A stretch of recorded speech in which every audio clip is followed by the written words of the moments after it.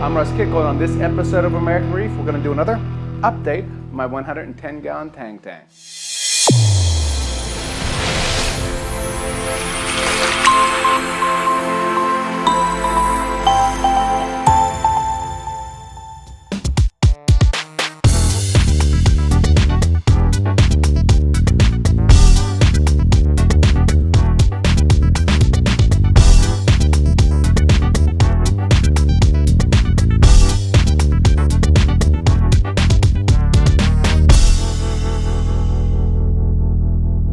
So it's been about 2 years since we've done an update on the tank, and as you know, I kind of like to show progression through the years on tanks, so I figured, hey, 2 years is a good time to kind of take a look at it and see what's changed, what's working, what's not working, right? If we look at the tank, you know, generally looking at it, things are kind of the same, right? Meaning I still have the same huge fish, right? They're all pretty healthy.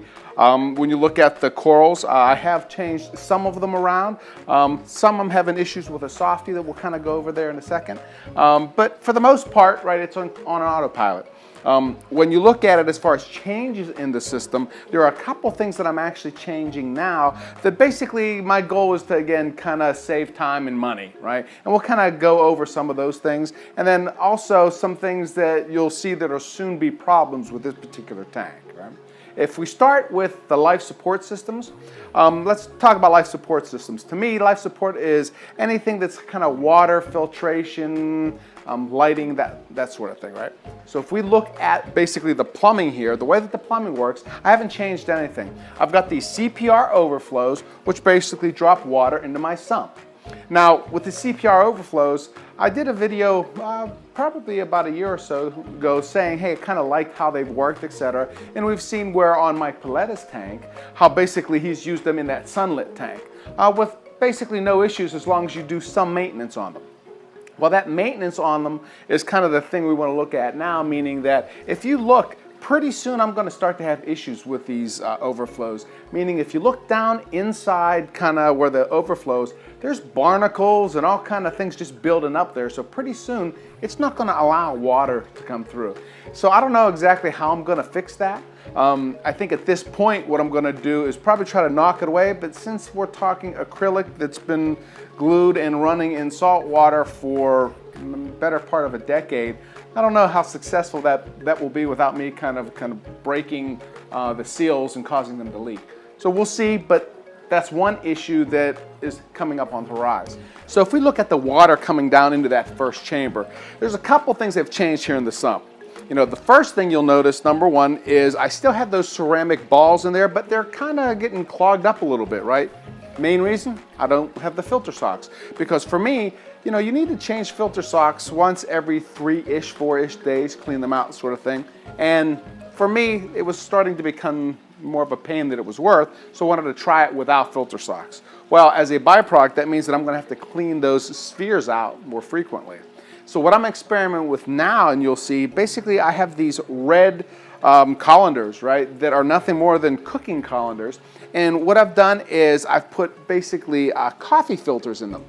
And the idea here is really simple.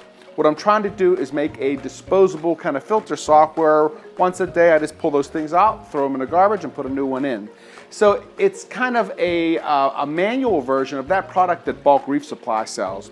I don't know if you have seen it before, but basically it's kind of a roll that the water will go down through, but the roll will kind of advance, preventing a lot of the decay that occurs over time and the high nitrate buildups that will occur without changing those socks. Right? So again, for me, the idea is, since I didn't want to change the socks every 3 to 4 days, I thought maybe this might be easier. So I'm experimenting with it. If it does work, it's one of these things where I think that system in total into it, I may have somewhere in the neighborhood of $5, right? So I know filter socks are relatively inexpensive, but for me, the thing was time, right? Again, the theme here in general is I try to cut back on time because time equates to money. And I want to use both of those as efficiently as possible.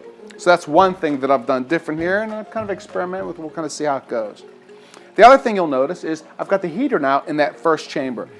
I never had that in the first chamber for the longest time, and then doing some filming with Mike, it was one of these comments where he made it and it just made perfect sense, meaning if you have it in the last chamber, which I always had mine in my last chamber, if the water drains out and that thing heats up, it's going to break and cause issues.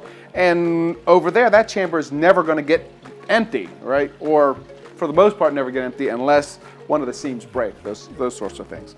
So to me, it's a lot safer, and it's something that I've changed on here so that hopefully I can prevent bad things from happening.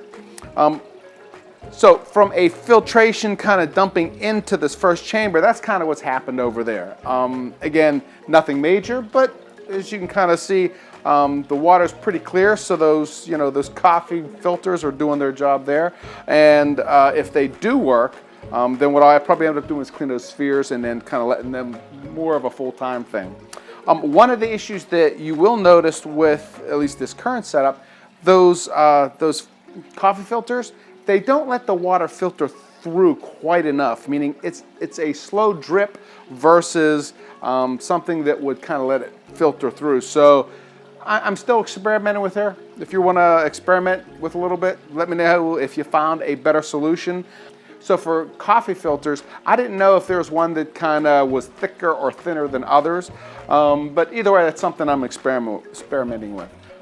One of the other thoughts that I had, for example, was simple washcloths, right? Throwing those in there because they tend to be a little more porous to grab some of the big stuff. But then we're talking washing again. I can't just throw them away.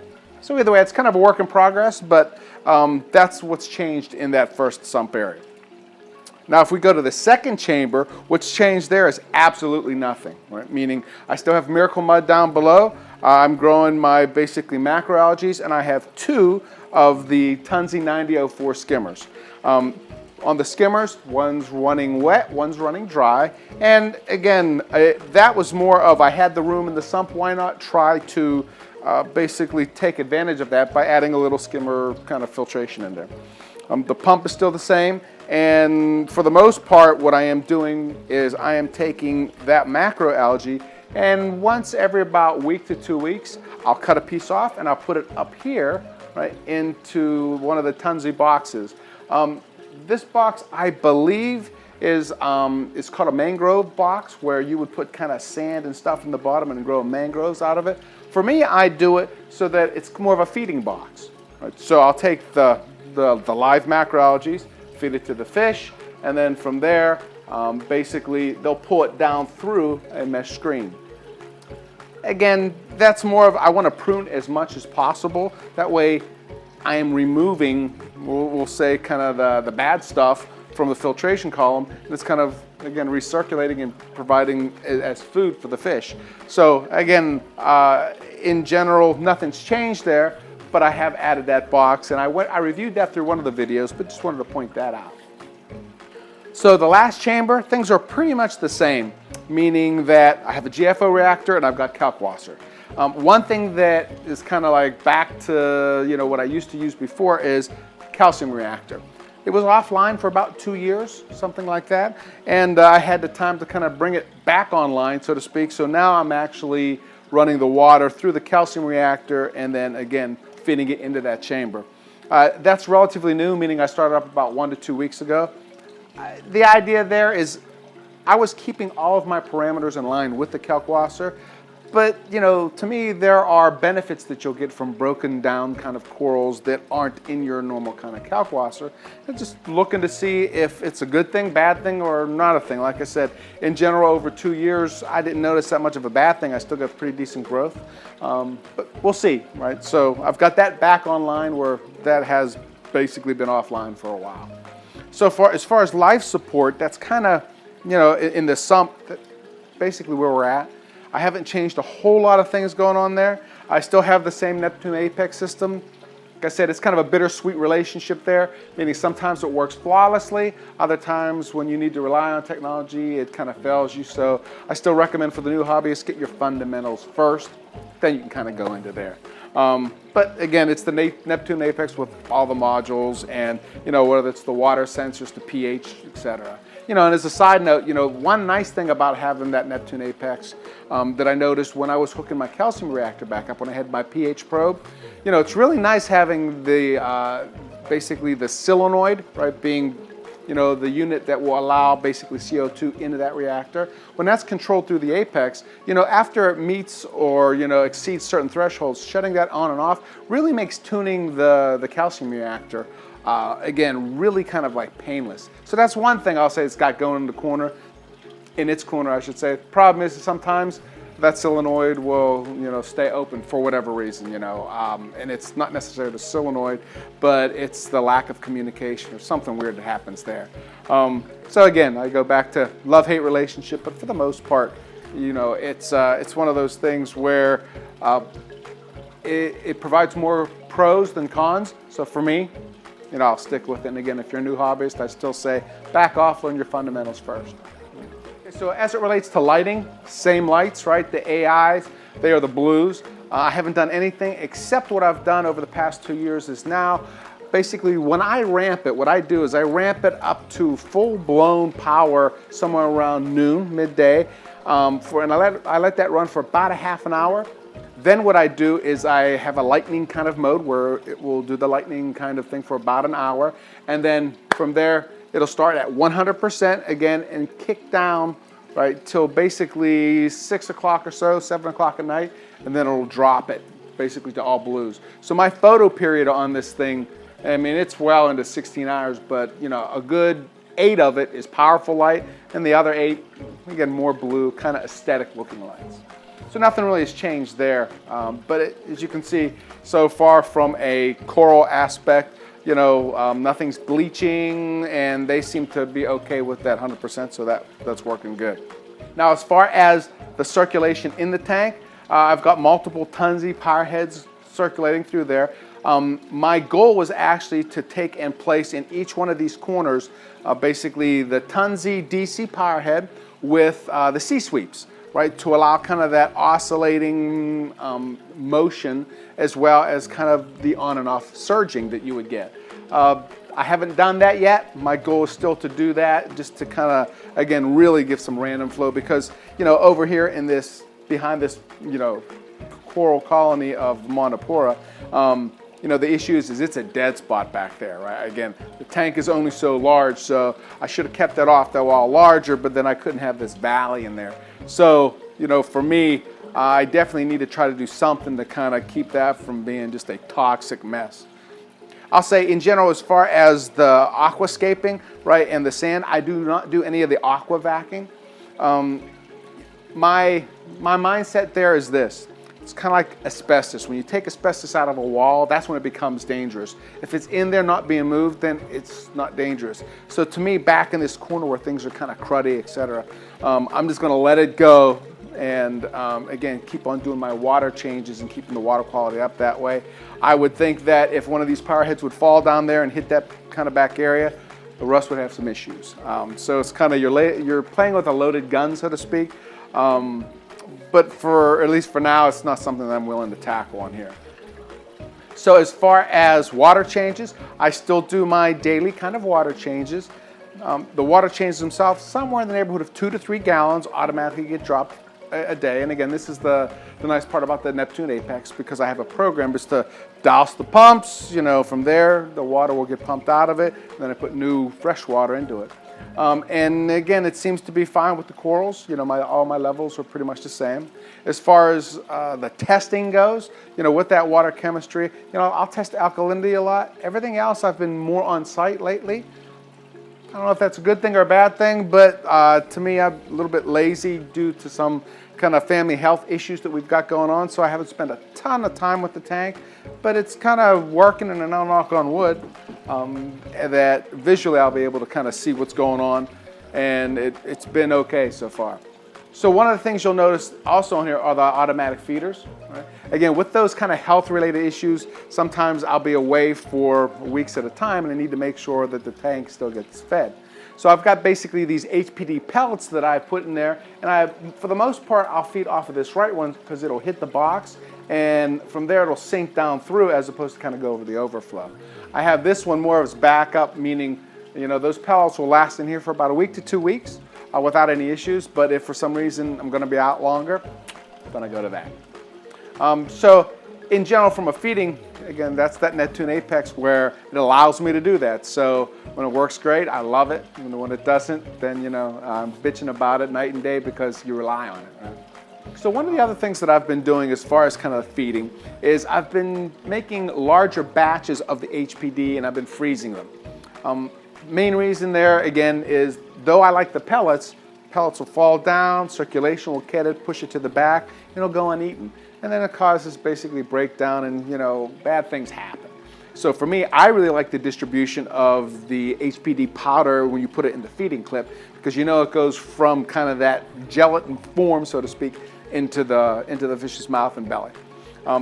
And so that's my preferred way. So again, to kind of compensate for the fact that I may not be here for a week or 2 weeks at a time, what I do is I make a batch of about a month's worth, and that way my tank sitter can just go in and get a couple cubes, throw it into the bag and throw it in here. And if they come every 2-3 days, it's still, again, I know that they're getting at least the best food at that time as opposed to just relying just on, again, the pellets. I get lots of questions on, kind of how to do this, how to do that. So I think what I'm going to do now is I'm going to take and show you an example of how I make those little batches, just because, again, through time you kind of learn little tricks, tips and tricks, so to speak, and hopefully that'll help you out.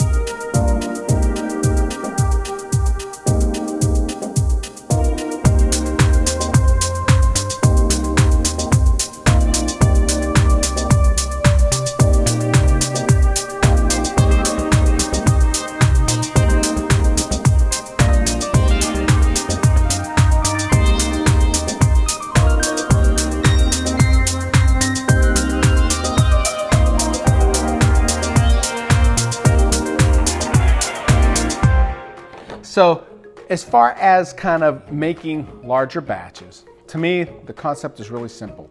All you need is some egg crate, some of these containers, and some HPD. And these containers, number one, this is one that I got from my grocery store. They actually had cookies into it. If you have like a Gordon's Food Service, for example, you can get 500 of these things for like $5, $10, something like that. They're really inexpensive. And then egg crate, again, these are nothing but light diffusers, so you get a Home Depot, Lowe's, that kind of store, like a home goods store. And then from there, what you'll do is in the lighting section where they have the drop ceiling, they'll have this egg crate, and it comes usually by 2x4 kind of sheets. And all you do is you use that to give you your pattern to basically make the small little chunks. And they have, deep egg crate, they've got wide egg crate, they've got, all kind of different options. So depending on how big of squares that you want, you can basically choose the one you like. For me, this is just the generic little egg crate that they've kind of got flown around. And all I do is I make a form by basically taking this plastic container, right, and marking where the outside to that is. And what I'm going to do from here is for the egg crate itself, some people use saws. Right, they'll use a table saw and fly through. I found that just using plain straight wire cutters, right, and you go like that, and it'll start to break it. And so let me take the camera, bring it a little bit closer, and you'll kind of see what's going on here. So you can see basically where I have it marked. I just take and literally cut those lines straight down.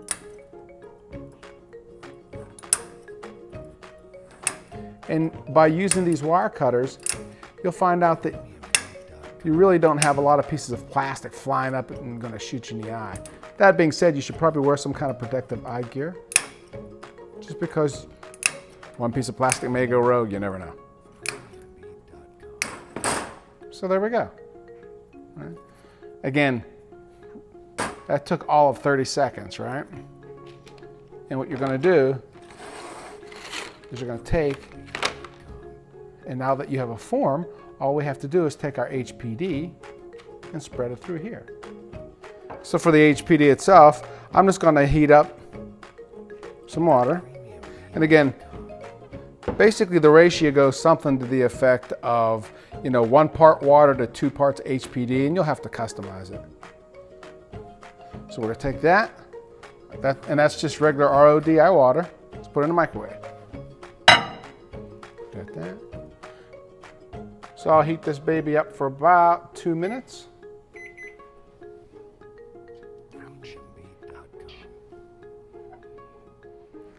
So basically I have my hot water, again, hot boiling water. And like I said, usually it's as far as the ratio goes, you're going to have 2 parts of HPD to 1 part water. And as I've told many people who like to customize their blends like I do, what you want to do is you want to make sure, before putting kind of like your PE mysis, things of that nature, you want to make sure that you make some batches without any customization in it first. Because you'll find out that if you don't have enough HPD, it'll fall apart in the water. Right? So if it is falling apart on you in the water, then chances are you don't have enough HPD in there, because it should last hours without falling apart.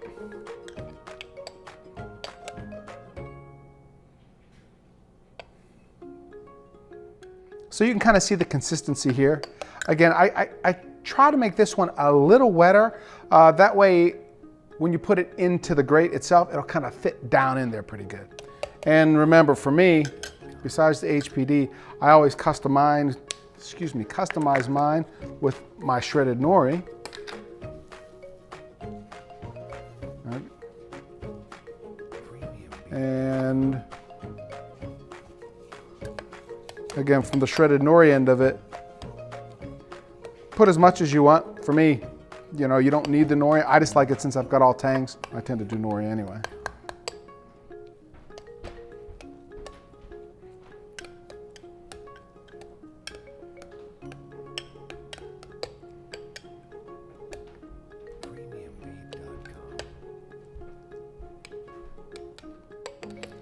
So again, from the nori end of it, then I'll take from there, and I actually take some of the HPD pellets, and I kind of mix it in there as well.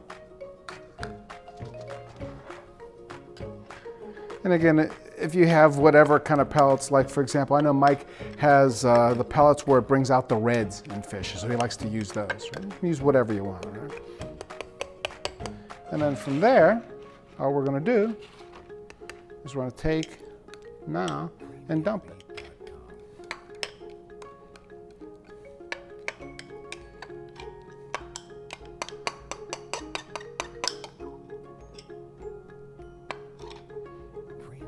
And now to make it, again, I will take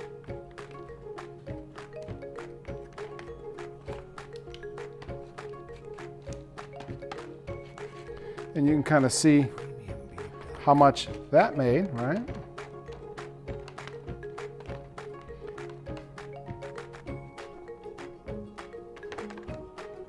And now what I'll do is I'll go make some more. So there we go.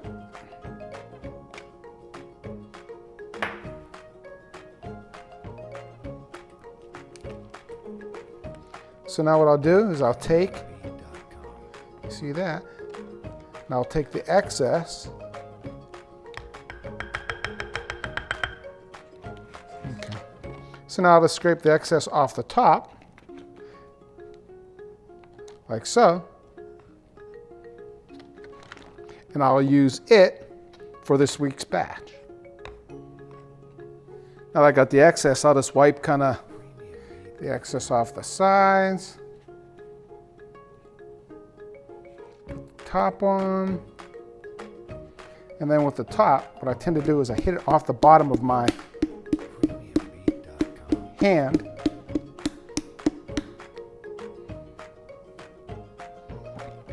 And that flattens it out. And what I do is I'll take some reef chili. And then I sprinkled it on the top.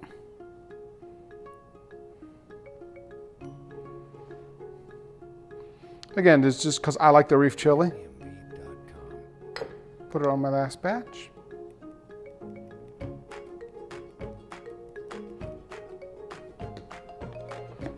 Again, hit that a couple times. Get the lid away. Now this bad boy is ready for freezing. So after you're done, now you just put it in the freezer. Now, for me, I let it sit overnight. Then I'll take the traditional batch, put it in the refrigerator. So I'll feed that one for probably 2-ish weeks, you know, depending on how long that lasts. And then I've got my batch there that I'll start to draw from. Okay, so let's talk some economics why clean up. One of the things that I found out basically is per every one of these containers of HPD, you make about 200 little squares. It depends, right? It depends on the depth of the egg crate. It depends on the width, etc. But you're going to be around the 200 little, you know, square kind of pieces. Now, again, as far as cost goes, I shipped this to the house for $25, but the food is actually around $19 because it costs $6 for the shipping kind of piece of it. So for 19 bucks, you get roughly 200 squares, right? Well, when you start to look at what you get in, like, we'll say the traditional kind of blister packs, like the Mysis, etc., you'll buy a blister pack for roughly, you know, I'll say 10 to 15 bucks, depending on, you know, the make, manufacturer, store, etc. And you get 35 to 40, you know, maybe 45-ish kind of the little blisters of food, right? And so when you look at it, again, to try to hit that 200 number, you know, you have to buy a good bit, like dollar value wise, right, to even come close to the value that you get to the HPD.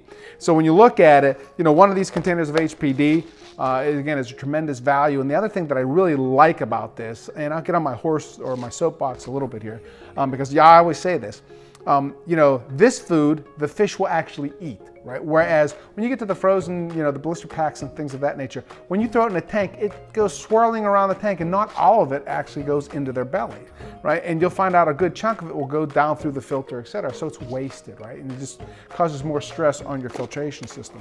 And so for me, again, after using the HPD for a decade or so, it's one of those things where I love the food, you know, because not only you do that, and then you can customize it, right? You can add your nori, you can add your reef chili, you can add whatever you want to it to basically make sure that you customize your food to your tank, right? That being said, that's why I'm a big fan of the HPD. And what we will do now is we will let this food set for about 24-ish kind of hours, and then I'll come back and show you what it looks like, and we'll feed some to that tank. So I've been letting this bad boy sit overnight. It's in the morning. One of the things that occurred to me yesterday after I actually filmed was I threw it into the freezer instead of the refrigerator. So that being said, after you make your batch, you want to make sure you put it into the refrigerator, not the freezer. You only want to freeze it when it's done.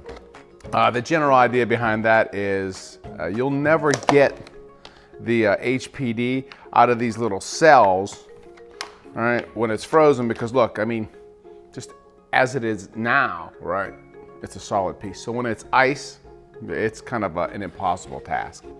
So now the only thing left to do is to take the little cells that exist, and if you want, you can kind of take the bottom and you can pop them out like that. And there's your little cell that'll go through.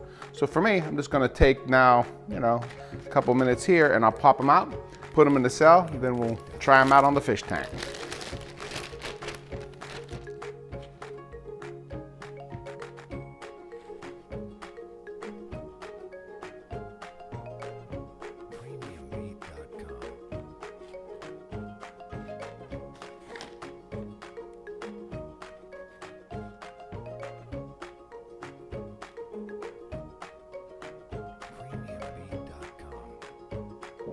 So as you can see, very little waste. You know, if you want to clean this up, again, just use hot water. I avoid soaps at all costs, right? And we can take now and feed these pieces to the tangs. And again, you can kind of see how it's very pliable or malleable, but yet it stays together. Again, that's why when they take a bite out of this food, again, they take the bite, but yet it stays solid. So again, that distribution of food goes straight from here into their mouths. And again, it's just one of those things that I really like. That said, let's feed the fish and let's talk about what's going on with one of the corals that I've got.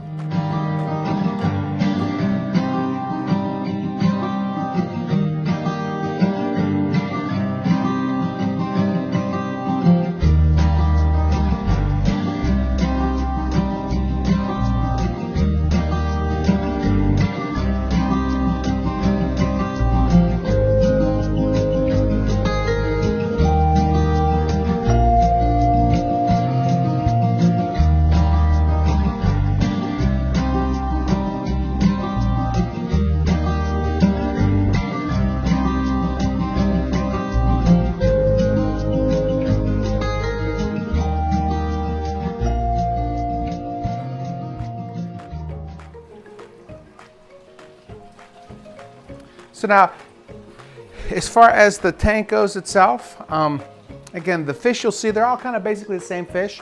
I've got, you know, the tangs beating away at the food, obviously, and I love this tang tank, meaning, you know, I've got the 6 yellow tangs, I've got the hippo, the naso, the powder blue. There's some blennies in there as well. I've got some aptasia eating filefish to kind of keep the aptasias down. But in general, love the fish. Nobody has jumped out yet, and right now it's a little bit packed, so I won't be adding any new fish unless somebody decides to exit the tank. And hopefully they don't, because again, I love the tangs and I love the just general look of the tank. As far as the coral go, again, this Monty over here is growing like a weed. A month ago, I probably stripped off 2 feet of just, you know, frags from it, and it still grows. So, you know, eventually that's probably going to change. So the next video that we do as far as an update goes, that will probably be gone and replaced with something. I'm not exactly sure yet. That being said, all the other corals pretty much growing. Everybody's doing healthy. The one issue that I am having is with the leather coral. If we look at that leather coral over there, that mushroom leather, either something's eating the sides or there's some kind of, you know, tissue necrosis going on. I don't think it's necrosis, because usually necrosis is kind of brown, dying skin.